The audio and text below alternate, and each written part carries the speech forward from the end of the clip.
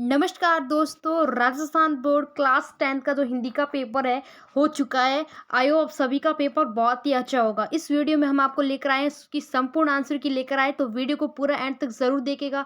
Channel पर अगर आप पहली बार आए तो चैनल को सब्सक्राइब कर दीजिए और बेल आइकन नोटिफिकेशन को भी प्रेस कर दीजिए। चलिए फ्रेंड्स, वीडियो को शुरू करते हैं। यहाँ पर जो आपका पेपर था वो ईजी टू मॉडरेट था और 90% जो प्रश्न है वो जो हमने बताए थे आपको, जो रोज पेपर करवाते थे हिंदी का, उनमें से 90% प्रश्न है जो उन्हीं में से आपको देखने को मिला है। तो आज बहुत खुशी हुई हमें कि जो हमने बताए उनमें से आपके बहुत सारे प्रश्न जो आए हैं।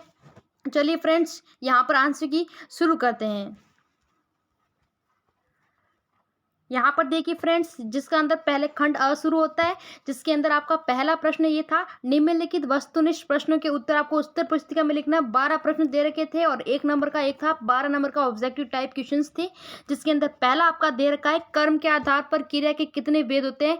तो कर्म के आधार पर आपको क्रिया के भेद बताने बहुत ईजी था, 2, 3, 4 या 1। तो यहाँ पर बहुत ईजी प्रश्न था कि यहाँ पर 2 भेद हो जाएंगे। कर्म के आधार पर कितने, 2 भेद। ऑप्शन नंबर अ इसका करेक्ट हो जाएगा।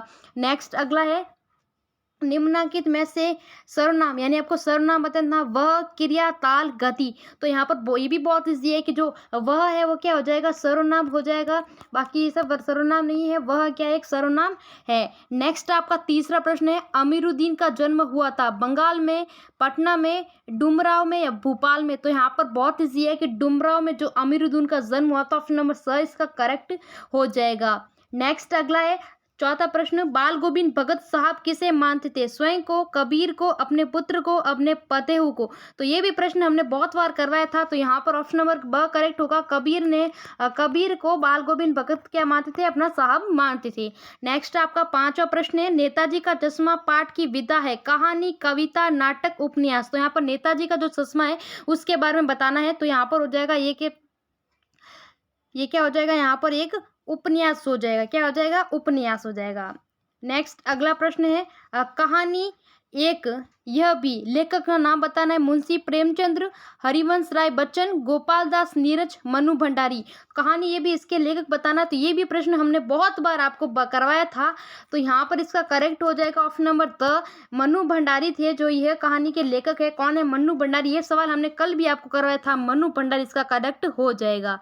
नेक्स्ट अगला है, परशुराम आपे से बाहर क्यों हो गए, शिव धनुष को खंडित देकर, अकारण ही, राम के मोहक रूप को देखकर, राजा जनक को देखकर। तो बहुत इजी है कि परशुराम किसे देखकर बाहर, जो आपे से बाहर हो गए, शिव धनुष को खंडित देखकर वो क्या हो गए थे, आपे से बाहर हो गए थे।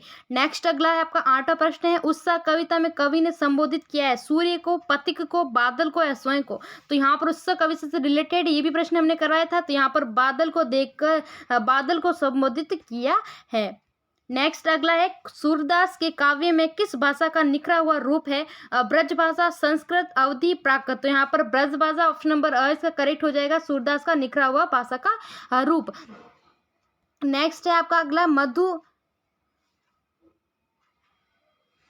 मधुप गुना कर कहा जाता है, कौन कहा ये, अपनी उप पंक्ति में आपकी कहानी कौन कह रहा है, यहाँ पर आपको इसका करेक्ट बताना है। नेक्स्ट अगला है, भोलेनाथ का असली नाम क्या था, कन्हैया, तारकेश्वर नाथ, बम भोला और राम। तो यहाँ पर भोलेनाथ का जो आपको असली नाम बताना है, तो यहाँ पर इसका करेक्ट हो जाएगा, भोलेनाथ का जो असली नाम हो जाएगा तारकेश्वर नाथ, करेक्ट हो जाएगा, ब करेक्ट हो जाएगा। नेक्स्ट अगला है, मैं क्यों लिखता हूँ, पाठ के लेखक का नाम बताओ, प्रसाद, निराला, पंत, अगय। तो यहाँ पर हो जाएगा, जो अगय है वो इस पाठ के क्या हो जाएगा, लेखक। ये भी प्रश्न हमने बहुत बार करवाया था, मैं क्यों लिखता हूँ, पाठ के लेखक। नेक्स्ट आपका दूसरा प्रश्न शुरू होता है, जिसके अंदर रेगिस्तान की पूर्ति दे रखा है। जैसे पहला दे रखा है, स्वर संधि कितने प्रकार की है, बहुत इजी है। स्वर संधि यहाँ पर 5 प्रकार इसके हो जाएंगे। और यथाशक्ति की में आपका समास बताना था, तो यथाशक्ति में कौन सा हो जाएगा, अवयव भाव समास हो जाएगा। कौन सा, अवयव भाव समास हो जाएगा। नेक्स्ट अगला है, विदेश शब्द ने आपको उपसर्ग बताना था, तो विदेश के अंदर कौन सा वी उपसर्ग हो जाएगा, कौन सा वी उपसर्ग हो जाएगा। नेक्स्ट आपका चौथा प्रश्न है, वे विशेषण जो किसी पदार्थ की निश्चित या अनिश्चित मात्रा, परिणाम, नाप या तोल आदि का बोध कराते हैं, उन्हें क्या कहते हैं। तो उन्हें कौन सा विशेषण कहते हैं, परिणाम वाचक जो विशेषण है वो कहते हैं। नेक्स्ट अगला पांचवा प्रश्न है, किसी भाव, अवस्था, गुण अथवा दशा के नाम को क्या कहते हैं। यहाँ पर भाववाचक संज्ञा कहेंगे, भाव, दशा, गुण आदि के जो दशा के नाम को क्या कहते हैं? भाववाचक संज्ञा कहते हैं। नेक्स्ट आपका पालनहार के अंदर प्रत्यय बताना था, तो यहाँ पर हार प्रत्यय हो जाएगा। पालनहार में कौन सा? हार प्रत्यय हो जाएगा। नेक्स्ट अगला तीसरा प्रश्न है, निम्नलिखित अपठित गद्यांश को पढ़कर दिए गए प्रश्नों के उत्तर अपनी पुस्तिका में लिखिए। रीति के अनुसार ही त्योहारों का समावेश होता है। तो यहाँ पर आपको अपठित गद्यांश को पढ़कर बताना था। ऋतु के अनुसार ही त्योहारों का समावेश किया गया है। भारत में हर महीने 2 बार ऋतु त्योहार होता है। तो यहाँ पर आपको त्योहारों के बारे में बताना है। तो इसका पहला जो हो जाएगा कि गद्यांश कौन सा हो जाएगा? गद्यांश इसका हो जाएगा ऋतु उपविशेषण हो जाएगा। नेक्स्ट है, भारत में ऋतु परिवर्तन कब होता है? वर्षा ऋतु में कौन कौन से त्योहार आते हैं? रक्षाबंधन का त्योहार किसका प्रतीक है? तीज का त्योहार क्यों मनाया जाता है? दुर्भाग्य शब्द का विपरीतार्थ शब्द गद्यांश में ढूंढना है। तो यहाँ पर दुर्भाग्य का हो जाएगा सौभाग्य, दुर्भाग्य का हो जाएगा विपरीतार्थ शब्द। नेक्स्ट अगला आपका है चौथा प्रश्न है, निम्नलिखित अपठित पद्यांश दे रखा है जिसका आपको उत्तर पुस्तिका में लिखना है। 6 नंबर का ये आपका रहने वाला है। तोड़ो तोड़ो ये पत्थर, ये चट्टाने, ये झूठे बंधन टूटो तोड़ो, धरती तो हमें जाने। तो यहाँ पर आपको उत्तर शीर्षक बताना है। कवि क्या तोड़ने की बात कह रहा है? कवि पत्थर और चट्टाने तोड़ने की बात क्यों कहता है? अपने मन के मैदानों पर क्या व्याप्त है? धरती पर हम कब जानेंगे? रेखांकित पंक्ति का आशय आपको स्पष्ट कीजिए। नेक्स्ट आपका यहाँ पर खंड ब शुरू होता है जिसके अंदर निम्नलिखित लघुरात्मक प्रश्नों के उत्तर आपको 40 शब्दों में देना था। 40 शब्दों में, जिसका आपका 5वां रहने वाला है। काशी में संगीत आयोजन की एक प्राचीन एक अद्भुत परंपरा है। ये परंपरा कौन सी है? नौबत खाने में इबादत, पाठ के आधार पर स्पष्ट कीजिए। छठा प्रश्न है आपका है, मनु भंडारी ने अपनी माँ को धरती से ज्यादा धैर्यवान को सहनशील क्यों कहा? एक कहानी, यह भी पाठ के आधार पर बताइए। नेक्स्ट आपका 7वां प्रश्न है, संगतकार कविता की मूल संवेदना स्पष्ट कीजिए। 8वां है, उत्साह कविता में निराला ने बादल को किसका प्रतीक बताया है? तो यहाँ पर उत्साह कविता में आपको बताना है। नेक्स्ट आपका 9वां प्रश्न है, भोलेनाथ को खिलाने के लिए मैया क्या क्या उपक्रम करती है? माता का अचल पाठ के आधार पर बताइए। अज्ञे के अनुसार अनुभव और अनुभूति में क्या अंतर है? मैं क्यों लिखता हूँ? पाठ के आधार पर समझाइए। 10वां प्रश्न है, श्री गणेश करना, मुहावरे का अर्थ बताना। वाक्य में श्री गणेश मतलब कार्य का क्या करना? आरंभ करना। यहाँ पर इसका ये हो जाएगा आरंभ करना, और जो इसका वाक्य के अंदर प्रयोग करना है।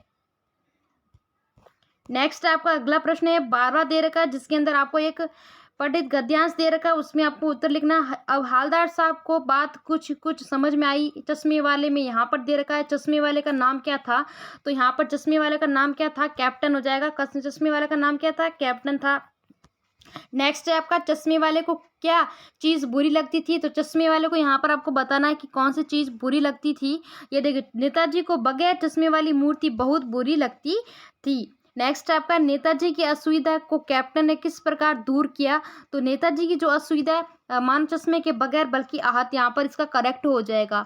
नेक्स्ट अगला आपका है, चश्मे वाली मूर्ति पर लगा फ्रेम क्यों उतार लेता था? तो यहाँ पर फ्रेम के बारे में आपको बताना है।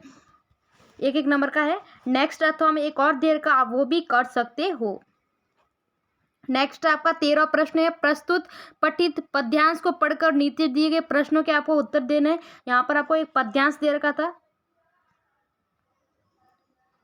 पद्यांश के उत्तर आपको लिखने हैं। पद्यांश के पाठ के नाम, शीर्षक। नेक्स्ट आपका 14वां प्रश्न है, बाल गोविंद भगत की मृत्यु कैसे हुई? पाठ के आधार पर लिखिए। 50 से 60 शब्दों में लिखना है, जिसका मार्क्स रहने वाला 3 नंबर। नेक्स्ट आप अथवा में ये कर सकते थे, लेखक के सेकंड क्लास के डिब्बे में चढ़ने पर पहले से वहां बैठे नवाब साहब पर क्या प्रतिक्रिया हुई? लखनवी अंदाज के पाठ के आधार पर समझाइए। उत्तर सीमा 50 से 60। 15वां प्रश्न है, हरारे हरी हारिल की लकड़ी, गोपियों ने हरी को हारिल की लकड़ी क्यों कहा? पाठ के आधार पर बताइए। अथवा में आप कर सकते थे, तंदुरुस्त मुस्कान कविता का सारांश अपने शब्दों में लिखिए। ये भी प्रश्न हमने करवाया था। नेक्स्ट आपका 16वां प्रश्न है, जिसका पहला है, मंडलेश दबराल अथवा सूर्यकांत त्रिपाठी निराला के व्यक्तित्व के बारे में आपको लिखना है। दोनों को लिखना है, अथवा में आप कर सकते हैं, दोनों के बारे में लिखना है। और सेकंड प्रश्न है, यतीन्द्र मिश्र अथवा भगत आनंद कौशल्यान के कृतित्व का संक्षिप्त परिचय देने। 2 नंबर का यहाँ पर रहने वाला है। दो सवाल है, 2 नंबर के। नेक्स्ट आपका यहाँ पर खंड 10 शुरू होता है, जिसके अंदर आपका 17वां प्रश्न है। खेदुम के 1 किलोमीटर के एरिया के बारे में जिद्दन ने लेखिका को क्या बताया? साना साना हाथ जोड़ी पाठ के आधार पर उत्तर दीजिए। 4 नंबर का है। अथवा एक अर्थ में मैं स्वयं हिरोशिमा के विस्फोट का पोता बन गया, लेखक को अब क्या अनुभव हुआ? मैं क्यों लिखता हूँ पाठ के आधार पर आपको इसको लिखना है इस शब्दों में। 4 नंबर का। नेक्स्ट आपका 18वां प्रश्न है। निम्नलिखित विषय में से किसी एक विषय पर 300 शब्दों में निम्न लिखना है, जिसमें पहला आपका दे रखा है विद्यार्थी जीवन में अनुशासन। सेकंड आपका यहाँ पर पॉइंट्स दे रखे हैं। सेकंड आपका है स्वतंत्रता के 70वें वर्ष में क्या खोया और क्या पाया, इस पर भी लिख सकते थे। यहाँ पर इसका मार्क्स है 6 नंबर रहने वाला है। नेक्स्ट अगर आप चाहते तो सैनिक शिक्षा पर भी लिख सकते थे, और यदि मैं प्रधानमंत्री होता। 4 तरह का था, एक को लिखना था आपको 6 नंबर का। नेक्स्ट आपका 19वां प्रश्न है। स्वयं को राजकीय उच्च माध्यमिक विद्यालय पटना का छात्र नरेंद्र मानते हुए अपने विद्यालय के प्रधानाचार्य को शैक्षणिक भ्रमण हेतु आपको क्या लिखना था? प्रार्थना पत्र लिखना था। अथवा में आप स्वयं को लखनऊ निवासी वंदिता मानते हुए अपनी मित्र दिल्ली निवासी रानी को आकाश में लखनऊ भ्रमण हेतु आमंत्रित पत्र लिखना था। अथवा आप 20वां प्रश्न है आपका। स्वयं को मथुरा निवासी सुरेश मानते हुए अपनी पुरानी साइकिल की बिक्री हेतु आपको क्या करना था? एक विज्ञापन तैयार करना था। तो आप नगर निगम हरिद्वार की ओर से जल संरक्षण के प्रति जागरूकता उत्पन्न करने के लिए विज्ञापन भी लिख सकते थे। तो फ्रेंड्स ये थे जो आपका पेपर हुआ था, हमने आपको आंसर की बताती है। चलिए फ्रेंड्स मिलते हैं नेक्स्ट वीडियो में।